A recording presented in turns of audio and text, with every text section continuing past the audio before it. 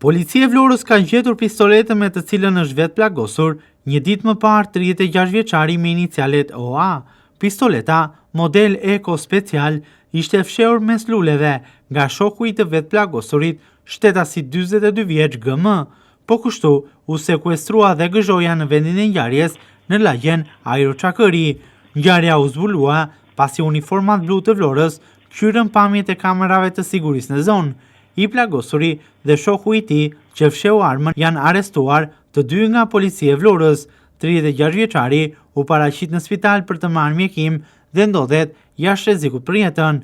Në vijim të veprimeve hetimore, në kuadër të ngjarjes së ndodhur në datën 3 shtator, ku një 36 vjeçar me inicialet OA u vetplagos me armë zjarri dhe shoku i tij GM pas ngjarjes fshehur këtë armë të zjarrit, shërbimet e policisë në Vlorë kanë vijuar veprime për hetimin e kësaj ngjarje, por edhe përgjetjen e armës së zjarrit, tip pistolet, të dyshuar të përdorur në këtë ngjarje. Arma e zjarrit, e cila posedoi pa leje, e markës Eko Special, u gjet në lagjen Ajroçakëri në një rrugicë e fshehur mes lulesh dhe u sekuestrua së bashku me një gëzhoj të gjetur në vendin e ngjarjes.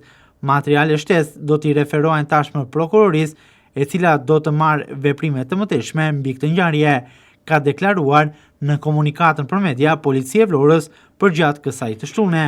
Ndërsa të premten, Blut e Vlorës bën me dije edhe informacione të para mbi këtë ngjarje.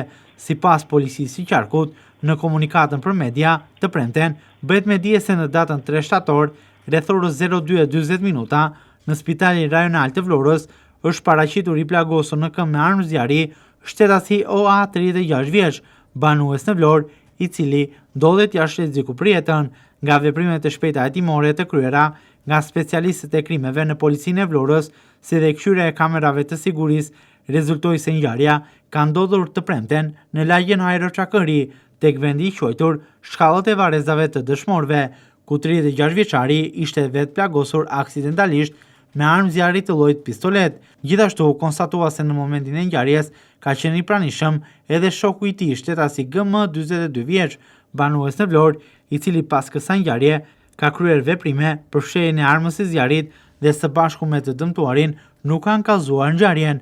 Në vijim të veprimeve procedurale u bë arrestimi në flagrancë i këtyre dy shtetasve. Për ngjarjen në fjalë, materialet procedurale të plota i kanë kaluar tashmë prokurorisë pranë gjykatës së shkallës së parë në Vlorë për veprime të mëtejshme hetimore.